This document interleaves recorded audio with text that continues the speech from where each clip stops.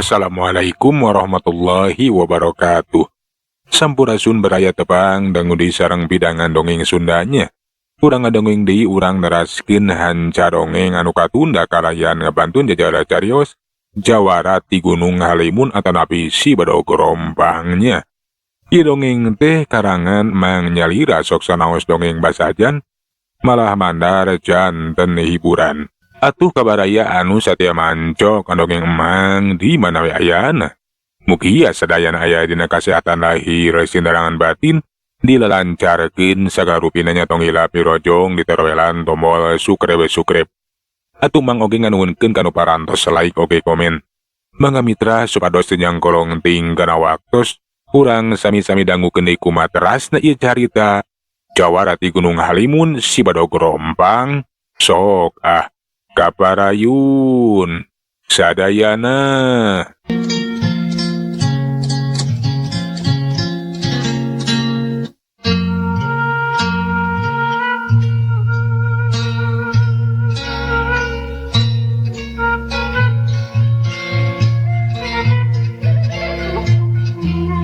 Pak RT neruskeun deui we ngabejaan sakabeh urang lemur. Atuh memeh wanci tunggang gunung atawa memeh tabuh obat.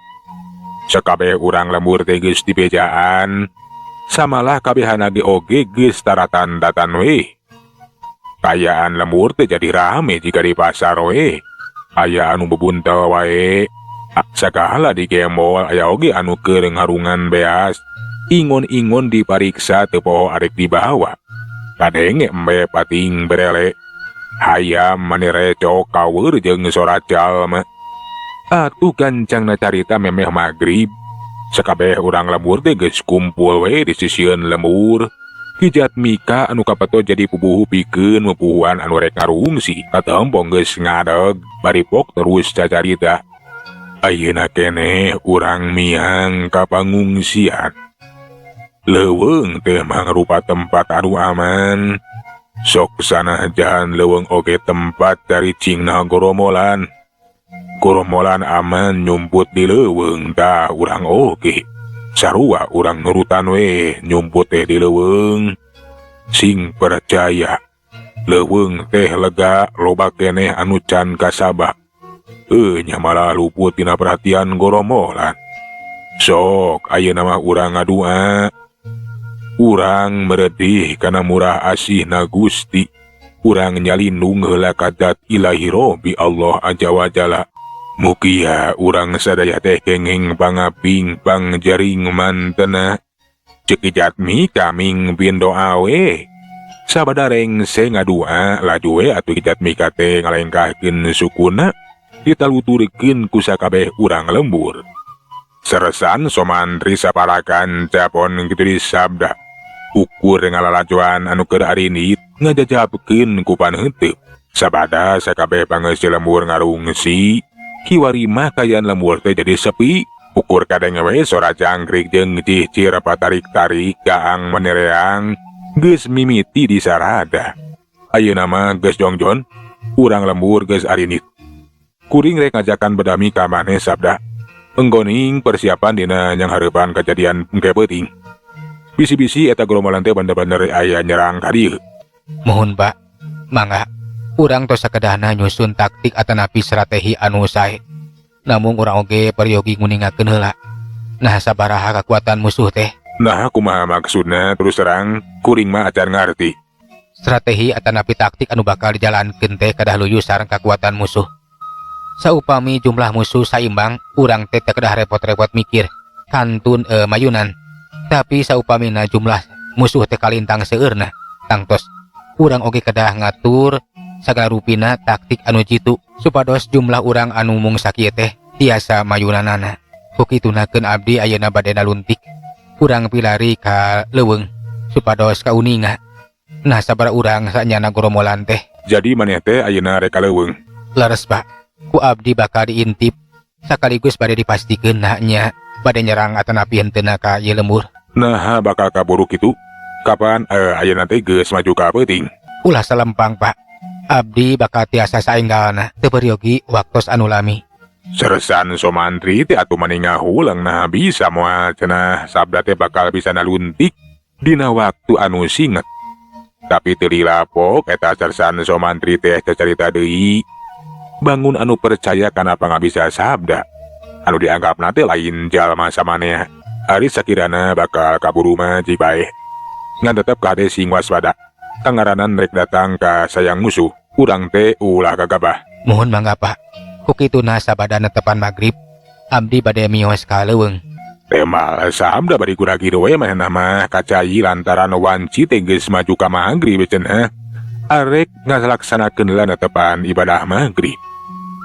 Bener we sabada netepan magrib mah sabda teh lunta ninggalkeun lemur Ciparai heubeul. Rek ini we ka leuweung Cikaniki pikeun ngayakeun panaluntikan.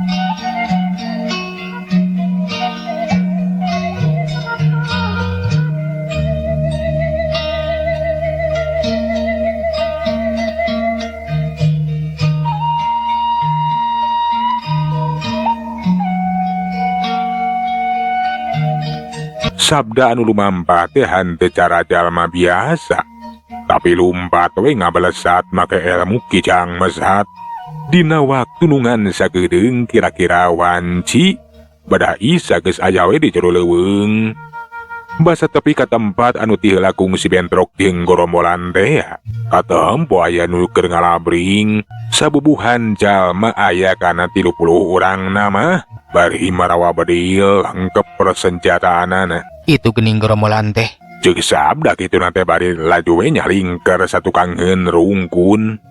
Sok sanajan rada anggang tapi ku sabda teh bisa kadengi. Tetel anu keur lempang teh bari ngarobrol. Katempo gegedugna anu panghareupna teh cacarita ditujukeun ka baturna. Hayu cenah. Samemeh tabuh 12 kudu geus tepi ka lembur Ciparai heubeul.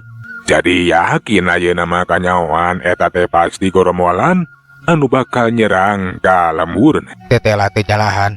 Peuting ayeuna eta gorombolan teh bakal ngayakeun serangan ka lembur aing. Tetela geuning loba gorombolan teh. Anak ieu mah bahaya, nya bahaya. Ceuk gerentes hate sabda beri merhartikeun ka gorombolan anu keur ngalabring we. Dina kayaan keur jongjon merhatikeun. Gorobas tina jero rungkun teh anu ngagorobas kaluar. Puguh we atuh sabda ge mani ngagebeg langsung ngakajeleng. Tetela geuning sakadang Bagong anu kaluar teh jero rungkun teh. Jadol teh meni reuwas. Tetela geuning sia Bagong. Eta Bagong teh mencerong ka sabda bari jeung teu lila. Nyabrut wae narajang ka sabda. Puguh we atuh sabda teh mani kaget. Sedengkeun gorombolan anu keur jongjon lempang. Basa ngadenge aya anu ngagorobas. Sarua pating raringeuh merhatikeun ka sumber sora. Barang breh tetela geuning cenah aya jalma anu keur ditarajang ku Bagong. Sararea teh mani kaget. Nah, saha cenah eta jalma teh boa-boa? Geus aya jalma anu nyusup ka eta leuweung. Sileu Nyai kentak ngabekaskeun berilna jedor. Sabda anu keur ngayonan Bagong kapaksa atuh bari ngagiwarkeun penerajang Bagong teh kudu bari nakis pelor anu arek nyasar kana awakna. Sret nyabut bedogna. Terang pelor teh ditakis ku bedog. Curelat gajeleng sabda kentak ngejat kabur ninggalkeun eta patempatan. Puguh we atuh sileu Nyai sabarakan teh kaget. Ngan bae pikeun Mbah Tasim jeung si Jotang mah geus apaleun lamun eta jalma teh tayalian di sabda teh cenah. Eta jalmi teh si sabda teh aseun. Kurang ajar tetela geus nyusup ka ieu leuweung euy. Jadi eta si sabda teh nya. Sumuhun eta teh si sabda teh nah keur naon nya? Nyusup ka ieu leuweung. Boa-boa keur nalunti. Ayo gancang udag podaran tah mangkeluk teh euy. Ulah nepikeun ka lolos deuleuh. Cek sileu Nyai marentakeun kana kuan atuh pating balesat pating garajleng udag sabda anu geus kabur. Ngan bae hanjakal sabada di udag di teteangan tetela sabda teh ka ususu atawa ka udag. Gorombolan teh balik dewe ka sileu Nyai. Bare beja we lamun sabda teh hante ka udag hante ka panggih. Sileu Nyai atuh meuni muncereng. Kurang ajar deuleuh. Pira ku ngudag jalma sasiki. Nepikeun ka hante ka panggih ka udag deuleuh. kapan ieu leuweung teh deuleu mangrupakeun sayang urang sapiraku sia teh eleh kesit ku si Sabda. Ampun, Pak. Alah, teu kapendak. Jika anu ngiles tah bangkeluk teh. Sapiraku sia bisa ngaleungit mah. Mangga say, ayo. Ayeuna kurang kudu sagancangna tepi ka lembur Ciparai heubeul. Bisi eta si Sabda teh kaburu bebeja ka tentara euy. Ngeunaan serangan urang. Bisi tentara teh kabur lantaran sok nempok kedatangan urang anu sakieu lobana. Cek sileu Nyai ngajakan dewe ka anak buahna teh kura-giru we pikeun neruskeun lampahna. Sedengkeun Sabda anu ngejat kabur, lumpatna teh tarikna keur maning ngabalesat.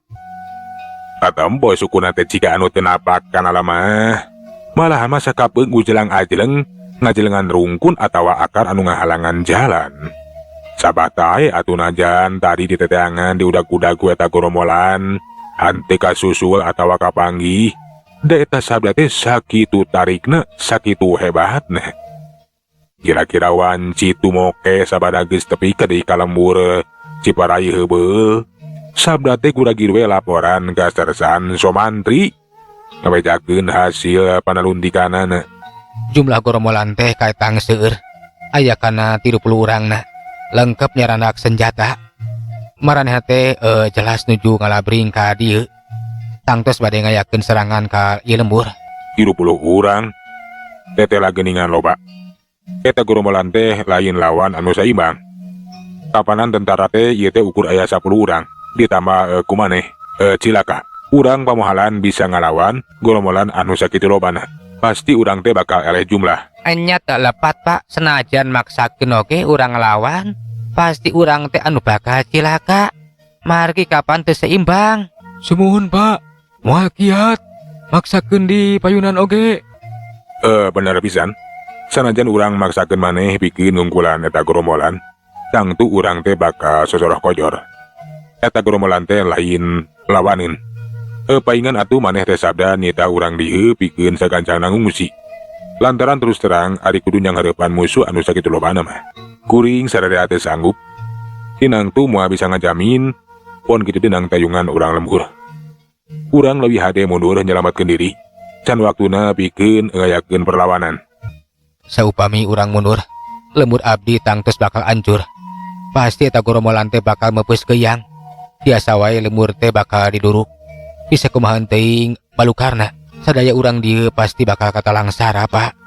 Dalah di kumaha ieu teh di luar dugaan. Sugan teh eta goromolan teh saloba kitu.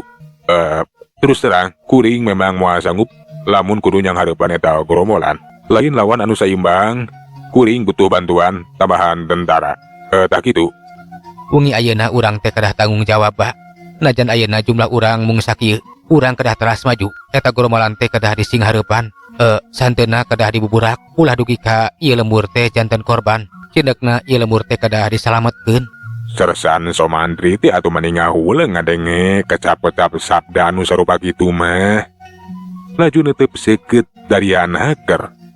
Nah kumaha cenah piraku ari kudu maksakeun maneh mah nyanghareupan eta goromolan tangtu bakal gede resikona. Nah naon maksud maneh teh? Nah urang teh ulah mundur. Tapi kudu terus maju, kata goromolan teh kudu disinghareupan. Leres, Pak. Lamun urang terus maksa sarua jeung bunuh diri atawa sosoroh kojor. Taya hartina, kukituna leuwih hade oge mundur. Saupami urang mundur, kapan sarua teh urang teh kedah topati jiwa raga demi kasalamatan rakyat. Boh nyawana, boh bandana. Abdi mah moal mundur, bade teras maju, najan nyawa tarohanana. Tapi dina majuna oge, tangtos moal gagabah. Ngangge perhitungan, ngangge taktik, atanapi ngangge strategi dengan saukur ngandalkeun kawani jeung hawa nafsu. Ceuk Sabda katingali teuneng ludeung. Atuh Sersan Somantri teh muji kana kawani Sabda nu sarupa kitu mah. Bener-bener cenah eta Sabda teh toh pati jiwa raga tanggung jawab kana kasalamatan rakyat. Tapi manehna masih kena bingung nah rukumahan nyapi lampaheun atuh dina nggoning ngungkulan goromolan anu sakitu lobana. Kuring muji kana kawani maneh Sabda. Pun kitu deui kabeh ka urang lembur. Tapi nahare kumaha dina ngungkulan eta goromolan anu jumlahna teh lain saeutik, lain lawaneun urang ayeuna. Urang kedah teras maju, Pak. pikeun ngayakeun perlawanan. Meungpeung gerombolan acan dugi ka dieu. Urang papagoy eta gerombolan teh urang bongohan, sina eta gerombolan teh keder. Oge gaduh sangkaan tentara teh aya seueuran sanes di ieu lembur wungkul. Sersan Somantri ti beuki penasaran kana taktik atau strategi sabda. Atuh laju pok manehna tumanya deui.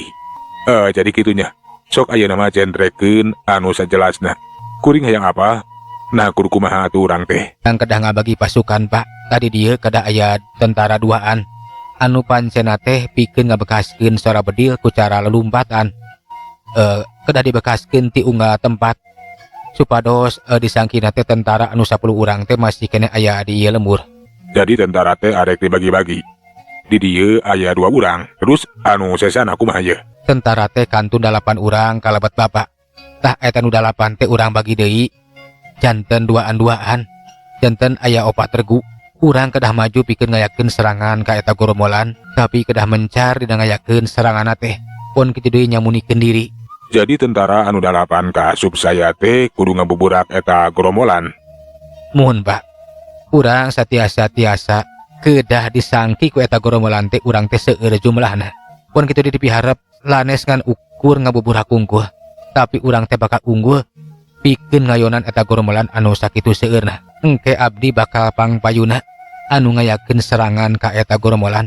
Abdi nu bakal langsung pikeun ngayonan eta gerombolan. Jadi maneh teh bakal terang-terangan langsung nerajang ka eta gerombolan. Leres pisan Pak. Ku abdi eta gerombolan teh bakal diamuk sina paburencai supados Bapak sapara kanca raoskeun dina nembakanana. Tapi nah moal matak cilaka. Tangaranan maneh maju sesoranganan, tangtu eta teh gede risikona. Bisa-bisa nyawa maneh taruhanana. Abdi moal sieun ku pati moal rempan ku aja Pak. Pokona abdi bakal pangpayuna. Ulah salempang, abdi tiasa ngajage diri. Sabada ngadenge usulan ti sabda anu sarupa kitu Sersan Somantri sapara kanca teh maneh ngahuleng. Teteh geuning sabda teh geuning boga taktik anu teu kapikiran ti saanggalna. Teteh geuning eta sabda teh geuningan cenah pinter, sok padahal mah lain tentara. Sersan Somantri bunga usakeudeng oge kiwari mah geus kapikir dengan taktik anu bakal dicalankeun enggoning denyang hareupan eta gerombolan. Ieu teh mangrupakeun ide anu brilian. Terus terang, kuring mah teu kapikir. Kuring satuju pisan kana eta usulan taktik ti maneh. Urang jalankeun bae eta taktik. Tapi ku cara maneh maju secara langsung ka medan tempur. Bari jeung rek naraga langsung adu hareupan jeung eta gerombolan. Tangtu eta teh ngabahayakeun bikin kaselamatan maneh sabda. Terus terang kuring mah masih kene hariwang jeung salempang ku kaselamatan maneh. Sing percanten ka Gusti anu Maha Suci anu ngusik malikeun urang sarayana. Abdi bakal sateka pola ngajaga diri. Tur sadra sumerah kana karsa anu maha kawasa. Pokona abdi tos beuleut tekad Pak. Nya syukur atuh ari kitu mah. Mudah-mudahan taktik urang teh peuting ayeuna bakal ngabuahkeun hasil. Sahenteuna eta gerombolan teh bisa dibuburak ulah nepikeun ka datang ka ieu lembur. Tapi anu dipiharep mah urang oge nya cek tadi teh bisa ngungkulan eta gerombolan atawa numbes gerombolan anu sakitu lobana. Mohon Pak. Kunci nama urang teh kedah beuleut tekad, beuleut hati jeung pikiran, yakin kana karsa anu maha kawasa. Kapan urang teh sadayana nincak dina jalan anu lempeng, pikeun melaan rahayat, pikeun bertahankeun diri. Sapira aku atuh, urang teh kengeng panang tayungan ti mantena. Urang kedah emut kana zaman kapungkur nalika perang Badar. Kapan jumlah kaum muslimin teh sakedik tiasa ngungkulan kaum kafirin anu sakitu seueurna. Sadaya tentara kaum muslimin teh harita gaduh kayakinan anu penuh boh ka Gustina boh ka Rasulna. Sadayana teu ludeung taya kasieun. Kaayaan ruhanina sadayana caang. Lir bulan purnama. Kapan disebatna ge Badar. Ari Badar teh caang lir bulan purnama. Tah urang oge. Dina hate ayeuna urang kedah tekadkeun buleud kayakinan ka Gusti anu Maha Suci. Pon kudu kana rasa anu sajati. Hate urang teh ulah aya geneuk meleuk-meuk. Ieu perang teh kedah diniatan ku niat anu suci. Hate anu bersih. Seja ngabela diri pon kitu di ngabela rahayat. Tak kitu Pak. Ngadenge kecap-kecap sabda anu sarupa kitu puguhe atuh pikeun Sersan Somantri sapara kanca teh jadi gede hate. Samanget juang teh beuki ngaronjat. Malahan mah kabeh oge nyalambeurkeun ka sabda pada nepakan. Hayu cenah urang indit ayeuna keneh. Urang sing hareupan eta gerombolan. Moal ringrang moal salempang, moal inggis ku pati, moal rempan ku ajal. Sok sanajan cenah nepikeun ka ajal binasa di medan tempur oge. Baya-bayana leuwih hade jadi suhada daripada buru mundur kudu ngejati pangperahangan. Atuh gancangna carita tentara anu 10 urang teh dibagi-bagi we.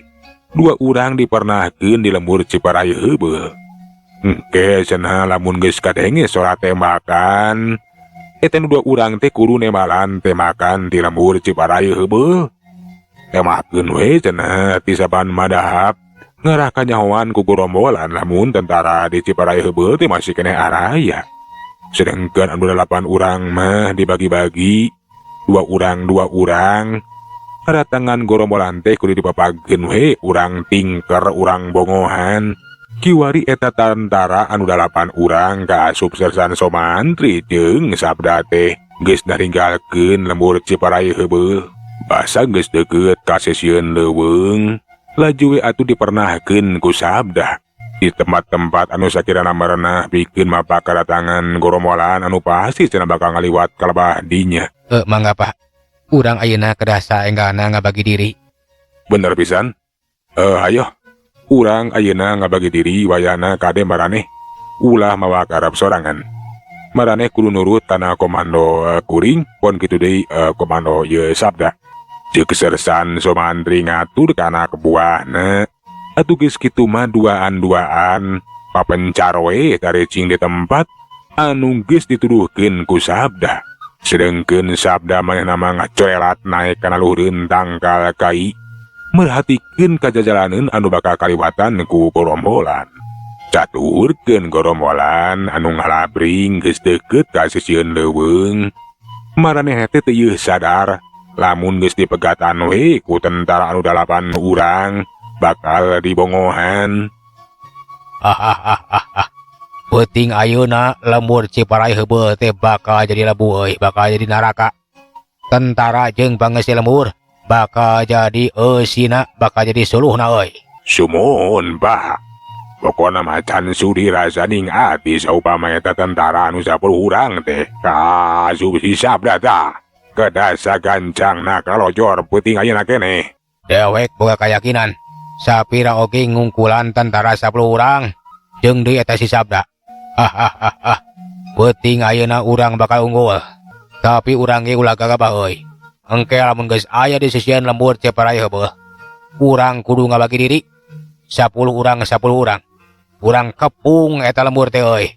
Urang serang ti saban madhab. Siapa? Geus sabar abdi mah.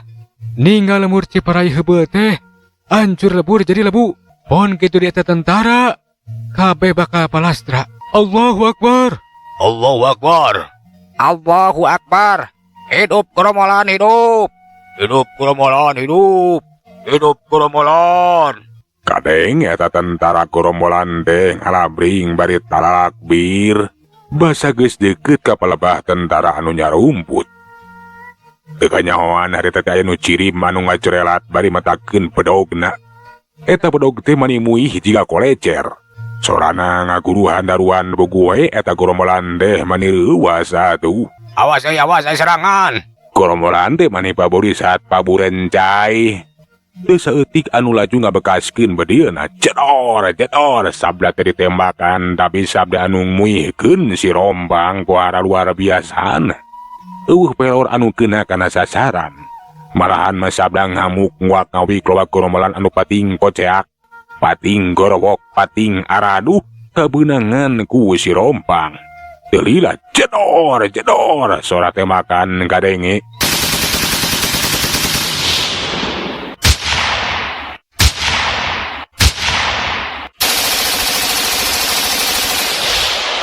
Eta tembakan titip palebah tentara anu nyarumput. Uguh we atuh silih nyai teh maneh kaget teteh geuning kadatangan teh geus dipapageun ku tentara. Nah tentara di mana cenah? Pun kitu di kadenge sora tembakan ti kajauhan. Kawas-kawas di palebah lembur Ciparai heubeul nganung harati tentara teh lain ngan ukur di lembur Ciparai heubeul wungkul. Tapi si Nyai henteu geumpeur laju marentahkeun ka anak buahna pikeun jang hareupan musuh anu geus ngahadang atuh perang campuh teh geus dimimitian. Tapi pikeun si Nyai sabaraha kanca teh bingung lantaran musuhna teh henteu katempo. Sukomo basa nempo ketak sabda anu sakitu luar biasana. Teu saeutik anak buahna anu geus patinggal lepak patinggal oler. Loba anu ngemasing pati tumakaning perlaya kebeunangan kasabet ku si Rompang. Heuleuh mitra waktos na parantos teu nyakapannya. Cekeula urang tunda jajar carita jawara di Gunung Halimun dugi adi urang teraskeun dina seri anu salajengna. Manganuhunkeun tina sadaya paratosanana puntenna tina sadaya kakiranganannya. Mang saheulanan undur assalamualaikum warahmatullahi wabarakatuh. Dah.